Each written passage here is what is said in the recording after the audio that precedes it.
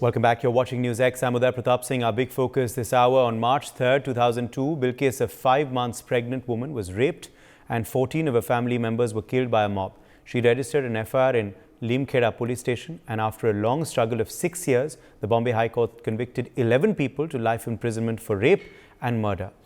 In 2008, of course, that final verdict came. Now, let's cut short to 14 years hence. On August 15, 2022, 11 convicts were released from Godhra sub-jail on remission by the Gujarat government. Bilkis then approached the Supreme Court in a writ petition challenging the premature release of those 11 convicts. The Supreme Court has today struck down the Gujarat government's order and directed all 11 convicts to report to jail authorities within 2 weeks. The Supreme Court also said the exercise of power by the state of Gujarat was an instance of usurpation of power and abuse of it in a very strict order. Joining us to look at this story in greater detail is Deshat Nigam, political analyst. We also have Himanshu Bhatt, political analyst, joining us live. Ashwini Dubey, Supreme Court advocate, also joins us live. Deshat Nigam, let me begin with you first. A very stern, stinging order by the Supreme Court today. What was your first interpretation of it? Uday, let me tell you, anything said on merits by Supreme Court, whether obliquely or directly, is irrelevant and obiter dicta in this case, which means it is not binding. The only issue was whether the state government of Gujarat had the jurisdiction or not. The state government of Gujarat did not usurp anybody's jurisdiction. It was solely on the direction of the previous May 13, 22 judgment of the Supreme Court, by which the state of Gujarat decided this matter. Hence, in my opinion, if there is another coordinate bench which differed with the previous judgment, then this bench should have, judicial propriety requires they should have referred it to a larger bench. You cannot overturn or overrule the coordinate bench's order. It already exists and it is binding. Subsequent order which differs from the previous order of coordinate bench, which is also of 2 judges, then they should have referred it to a larger bench. This is what the judicial propriety law and the precedents of the Supreme Court clearly lay down. So they have not spoken on merits. They have only said the state government of Gujarat does not have power to do so. Here I have a great difference with the Supreme Court judgment and the bench, because they have not gone into the material which was available on record, which they actually called for. The jail superintendent's reports, the conduct of the convicts inside the jail, which is the relevant factor for remission. And therefore, today, nothing has been said on merits. Yes, it has been upturned. They have to go back to the jail as directed by the court. However, please remember that, as I said again, it should have been referred to a larger bench, and it is not about punishment. The minimum punishment under the law, which is 14 years they have undergone, they were entitled for applying for remission. Nobody can deny that they're right. And this is between the state government and the convicts. It is not about Bilkis Bano anymore, because the punishment they were given, they have already undergone, minimum under the law. So this was between the state government, the jail authorities, and the convicts to say that the entire punishment they have to go mandatorily, that law does not require. It allows them a remission application, which the state government has to apply their mind. And there is no usurpation by the state government. So that kind of, stinging remark has no value, because it was on the basis of the previous judgment of the Supreme Court itself. You cannot say the state government has usurped it. It was purely and solely on the direction of the Supreme Court. Here I disagree with it. They should have simply said that we refer it to larger bench, because there is another judgment which says the state government of Gujarat can decide. That's my submission. Yes, let me quickly... I will, ask you a couple of follow-up questions on that, but let's also quickly get in the other panelists' first view on the verdict, on the judgment today. Himanshu Bhatt, where do you stand? How do you read the Supreme Court's order today and their stinging observations on the Gujarat government's conduct and decisions? I'm not a legal expert, so I will not comment on that part of it. But you can comment on the political ramifications of it, because there will be several. We've already seen what the Congress has had to say today. No, I'm not. Even that, I'm not going to go. Sir, you are a political analyst. You have to comment on that as well. Yes, go ahead. I will tell you. But first I want to tell you something. On 17/8/22, a very well-known High Court lawyer, Sukumar Trivedi, tweeted that whoever has advised the Gujarat government for the remission of rape and murder convicts, be it Bilkis Bano case, be it X case, be it Y case, is unfit for the job. And that is what is my first impression. Because such a thing, when gang rape has been proved by your court, and those people get out, I'm not going to do legal ramifications, whether they have undergone life imprisonment or not, or whether they should have, this Maharashtra government should have dealt with it, or Gujarat government should have dealt with it. I'm not going into all that. All I'm saying is, in a social fabric, irrespective of caste, religion, you have to have certain norms where remission cannot be granted for the gang rapers. As a human being, that's my first thing. And that's why when I say, when I'm not going to Congress or BJP, both of them will have different views. Because lot of water has undergone under Sabarmati after 2002. We have seen what has happened. See, let's not get into those details. In this case, a woman was gang raped. In this particular case only I'm talking about. I'm not talking about the entire carnage. And here the punishment should be meted out. It's a different thing that, CBI and Maharashtra Special Court and Gujarat government does not have the power. All those things, these are technical legal things.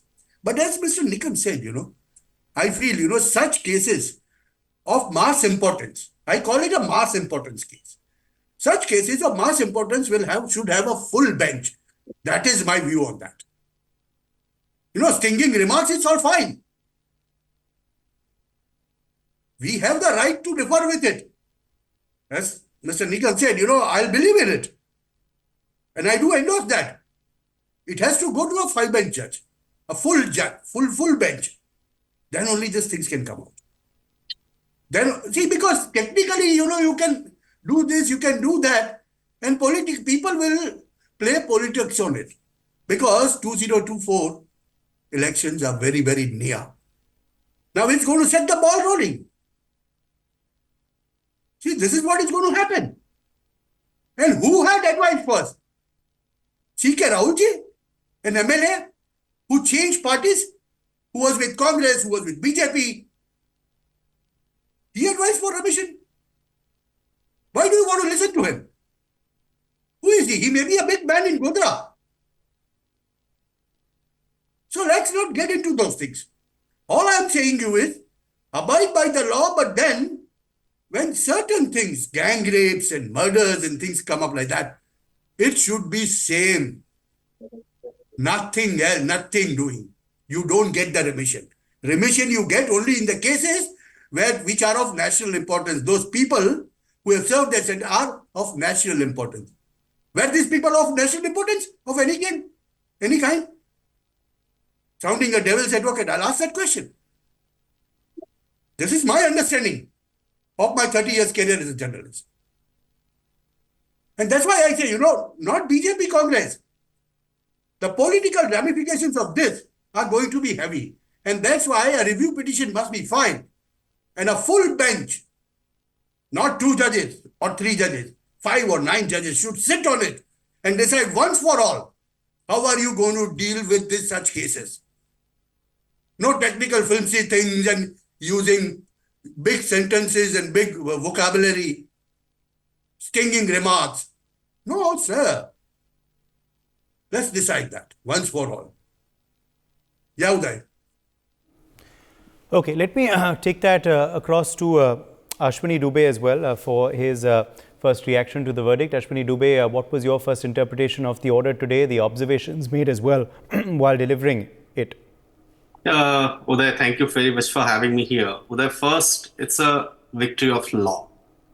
Second, Uday, I do concur with the views of Mr. Nigam with respect to the order which was passed on 13th May 2022. This Honorable Court itself held that the policy which will be applicable for deciding the remission application is the one which was in vogue at the time of conviction, that the premature release policy of 1992. This is the order of the coordinate bench.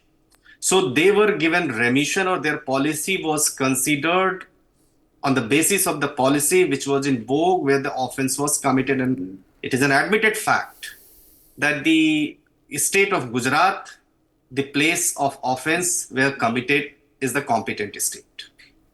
Now, too, when the Supreme Court says that, look, trial was transferred to the Maharashtra, but offense was not committed in Maharashtra. Henceforth, Maharashtra's remission policy will not be applicable. That the 13th May 2022 policy says, and that is by virtue of that, the remission board, which was competent to look into the conduct of a jail person, his overall, how he behaved with the jail authorities, how he behaved with his co-jail inmates, and how he has conducted himself during the period for incarceration. Third is the Criminal Procedure Code and criminal jurisprudence says that if a person convicted for the life imprisonment has already completed 14 years, the minimum sentence, then he can apply for his early release. And there are certain parameters. Parameters are, of course, differ from state to state, pertain to the jail rules. Third and fourth, which is very, very important here, when the remission policy was exercised, it is not the case where the merits of the case is being discussed. It is not the case where the what punishment has been awarded has been challenged. This is the case where rightly or wrongly the remission policy which is in existence in order to release the convicts so that they may cope up with the society at large, they may come out and also take care of their family members. That is the view, and that is what the overall conduct of 14 years is to be looked into. Now, this Honorable Court, very rightly, on its own wisdom, on its own reasoning and logic, have decided saying that the state of Gujarat has acted on the basis of the Supreme Court's directions dated 13th May 2022, but contrary to the letter and spirit of law. Now, it is also not the case where the rarest of the rare case has been founded. It is the case where somebody was found guilty. Yes, I will call them rapists because they have been convicted for that. Yes. And as a student of law, I do admit it. But here, the reasons which has been given this Honorable Court is also very right, that it is the place where the trial has conducted, where the punishment has been awarded. And admittedly, the punishment has been awarded by the state of Maharashtra. So it's a purely legal question within the legal framework. And Honorable Court, instead of commenting on the nature of the grievance, have only said that, look, the policy which has been exercised is beyond the ambit of the law. And therefore, Honorable Court said that they should surrender within the time period, but they so far as their other right to exercise their policy is also open. To some extent, Mr. Bhatia is also right that the matter may be referred to the 5 judges or 7 judges. But Mr. Bhatia, my dear friend, there are certain parameters which is to be looked. It is not that the premature policy is being decided whether it is to be tried, whether the premature policy should be tried in respect of any prisoner or there are the offenses has been categorized. The premature policy, unless the final execution or the death punishment is awarded, is exercised after serving certain period of time. And therefore, whether it is the Maharashtra court, whether it is the Gujarat court competent, has to be looked into. It is also not the case, as has been said, that the Azadi ke Amrit Mahotsav mein those people have been released. Those people have been released by virtue of a legalized, legitimate policy which was in existence. But yes, so far as the Inspector General of Prison is concerned, who was the chairperson to decide of the sentence reviewing board, he should have looked into all these aspects. But other things, jail authorities also give their notice that how was his conduct during the jail time, whether he will commit another offense, whether he will come and will be a liability to the asset, he will be threat to the law and order situation. All these parameters are concerned, but that this view should not be taken into what Bilkis Bano has gone through, what trauma, mental agony, and the crime, the brutality of crime has been committed with her. But I am talking about as a general perception. There are series of cases there. This Honorable Court only uphold the majesty of law, and in number of times dozens of times, dozens of cases, leading cases, have said that look, premature policy, if it is in existence and a person has acted in a good manner, has to be given the benefit of it. But here, whether this is right or wrong, the Honorable Court today has passed an order and have also given a value to the coordinate bench. So the Honorable Court has not overturned that order. Let us see the beauty of the law. Honorable Court has not said that the 13th May 2022 order, which was passed by the coordinate bench of Honorable Supreme Court, is wrong. Honorable Court says no. It is the state government itself which should have acted in a bona fide, transparent manner and has should said to the court that look, it is the state of Maharashtra which the policy will be in existence. And what is the state of Maharashtra policy? The remission policy is also there. Let's see whether they will be given their right, the right to get benefit of a remission policy. That will be decided later. So this is all which I, as a student of law, my point is this. Yes. Okay, let me quickly take that across to, okay, Himanshu wants to say something. Yes, Himanshu, and then I'll get in Mr. Nigam as well. No. Let Mr. Nigam cover. Okay, Deshath Nigam, let me quickly draw you in here on the political ramifications now. The Congress is cheering this verdict. The Congress is saying that this is a slap on the face of the Gujarat government. The Congress is also saying that there will be political ramifications of this. Interestingly, it comes, of course, in an election year. What will be the political ramifications and how do you react to what the opposition has said to the judgment today, Deshathaji? Well, Uday, it is the right of the opposition to do politics Yes. on any matter which they do feel it is appropriate for them and which will allow them to reap benefits out of a particular situation, which they have the right. But the fact remains the Supreme Court judgment has said nothing on merit. It is only which state government should have the power. And therefore, whether they will reap a benefit out of it or not will be a moot question. And I have my doubts, given the situation prevailing today, this might not have much of a significance for the voters. And secondly, let me also point out one important question which arises in such circumstances, which is legal in nature, which is the trial court. They have not gone into that question. Where the original offense took place, the trial court of that particular place, or where in special circumstances it has been transferred, where the jurisdiction of the trial court, the original trial court, or the transferred trial court where the trial has been conducted. This point will tomorrow, if a review petition is raised, will have to be decided which trial court it would be, where it was subsequently transferred or the original trial court. That issue needs to be kept in mind. That mind has not been applied. They have taken where the trial is conducted without going into the question whether the original trial court is the actual trial court in terms of law and jurisdiction. Because of the special circumstances, as I said, it was transferred out of the state. So the trial was conducted in a particular state, but the original trial court still remained in Gujarat. So this would be an issue of point of law that has to be decided. Secondly, that Supreme Court cannot advise the state government what steps they should have taken in law. What they are saying that they should have filed a review petition against the Supreme Court judgment. Who is Supreme Court to tell a particular client what step they should take? They have a legal advice. They have a team, and they have taken a decision not to challenge that particular decision of the Supreme Court. There was the appropriate Supreme Court direction. Here, the Supreme Court is absolutely wrong in telling a state government, you should have gone into review. That is the prerogative and the right of a particular client, which in this case is the state government, and nobody can dictate that right to any client. Even Supreme Court cannot say. Why should, on the direction of the Supreme Court, somebody file a review petition?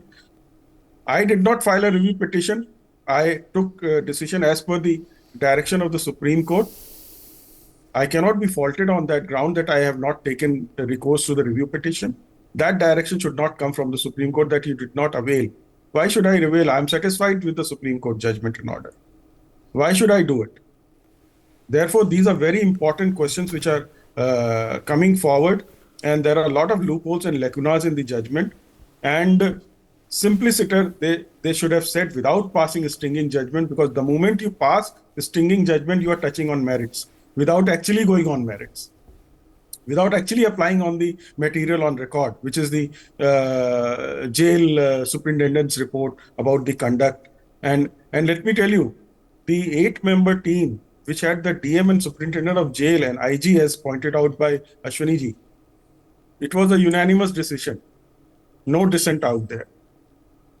So it was a unanimous decision which was given, and they had seen the material on record. Supreme Court did not go into those material today. If they had said something on them, then we could have discussed merit, that it was a bad decision, it was a good decision, these were the points. No, they have not gone into. They will go back, these convicts will go back to the jail. Probably they will be advised to file a fresh revision application before the Maharashtra government if they do not challenge this judgment.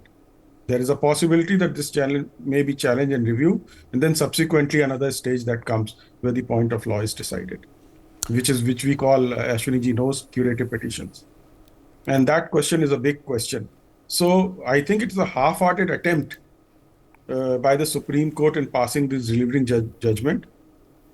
There was no requirement of passing, stinging remarks against the Gujarat government, because it was certainly on the direction of the Supreme Court that they had taken a decision. One. Secondly, the issue is still wide open for the convicts, and that decision can still be taken. And what happens next? What happens next, Ashwini Dubey, in this matter? See, the Uday, one option is, as said by Mr. Nigam, is that a review petition can be filed, and thereafter the another remedy is to file the curative petition. Second, since the remission policy which was granted, the remission which was granted by the state of Gujarat, that to apply for remission on the policy which is in existence in the state of Maharashtra has not been closed. So there is no res judicata which is applying per se to say that they cannot apply under the Maharashtra government. Third, so far as the stringent remarks which has been passed against the state of Gujarat has no relevance so far as exercising the policy of the state of Maharashtra. Fourth, foremost, the curative may also be filed if they may advised after the review is dismissed, because the review petition only goes to the judges which have had the matter. Supposingly, if they are on the bench, if they have retired, then it will go to the another bench which is hearing all those matters which have been heard by one of them. And third, the curative petition goes before the judge of 5 judges bench. 5 judges hear that matter. That is another remedy and time-taking matter. And you have seen, Uday, you all have witnessed it in the case of Nirbhaya, how the curative petitions were filed. Then people approached to the President of India, but there was a capital punishment. But here is the curative petition is one of the option, review and curative petition. Fourth and foremost, because the doors, their legal right to apply under the Maharashtra policy is still open. So they may approach, and the sentence reviewing board of the state of Maharashtra finds that their conduct was good, which has been already taken into consideration by the state of Gujarat. Then the state of Maharashtra either may consider it or either may consider after in the second, third, fourth, because there are a number of times they can apply. It is not that the sentence review committee only sits once. Sentence review committee periodically sits sometime in 6 months, sometime in 1 year, and the jailers or the inmates who have good conduct, good behavior inside the jail and have already undergone the requisite or mandatory period of incarceration, and that is in this case is 14 years, they may apply. So let's see what will happen tomorrow. But yes, here the Honorable Supreme Court have said the remission orders were found to be illegal, was the usurpation of power and abuse of discretion by the Gujarat government in exercise its discretion in directing the premature release. Second, the Gujarat government, the Honorable Supreme Court has also said that the Gujarat government is not the appropriate government in section 432 of Code of Criminal Procedure. And that is the various judgments have been referred, the case law have been referred by the Supreme Court. One of the matter is V. Shri Haran, in which the state of Gujarat, the Honorable Supreme Court said that they have failed to file a review petition seeking a correction of this court's order. And fourth, the Supreme Court's remark is that the state of Gujarat has acted on the basis of court's direction, but contrary to the letter and spirit of law. But there is another clause, Uday, I admit it, that Honorable Supreme Court is the constitutional court of this country. Honorable Supreme Court is vested with the powers to sometimes quash the certain provision of law if it is contrary. And the Honorable Supreme Court, if it says that yes, the earlier judgment of the Supreme Court was, yes, rightly passed, but contrary to the letter and spirit of law, because the state of Gujarat has not acted. So where that finds the field and the ramifications that paragraph of the order will be having, Yes. that will be decided Okay. later. 30 seconds, Himanshu, but I have to wrap up. I'm out of time. Himanshu, but 30 seconds, Basically, last word to you. I'm going to speak a little on political front. Please, very there quickly. are going to be political ramifications, but then you see, justice delayed is justice denied. And that's been the case in our country for a very long time. 2002, 2024, the entire generation has passed. There's a generation here today which does not know what the case is, what Bilkis Bano case is. I'm not going into the merits or demerits. Merits and demerits, I think, will definitely come up in review petition or curative petition, whatever it is. And it needs to come up. It needs to come up. Because for the larger justice of a society, that needs to come up. A society must, not just two-bench judgment. No, sir, I don't believe in that. My 30 years of journalism, I have seen through this political ramification of this will go, but then probably it's inappropriate time. Why I'm saying this is, what's going to happen is, on one side, you have people like Priyanka Gandhi tweeting things which are already offending for Gujaratis. See, this is not the way you win political battles. That's my understanding. They may have a different understanding, they may do so. We are seeing the results from last 10 years, what's been happening to that party. So that, I'm not going into that, but the political ramifications of such cases are very high. Yes. And that's why you need nothing else you need. Okay. You need a simplistic approach of a full bench judge hearing this. That's all it is. For more such videos, subscribe to the NewsX YouTube channel, hit the bell icon.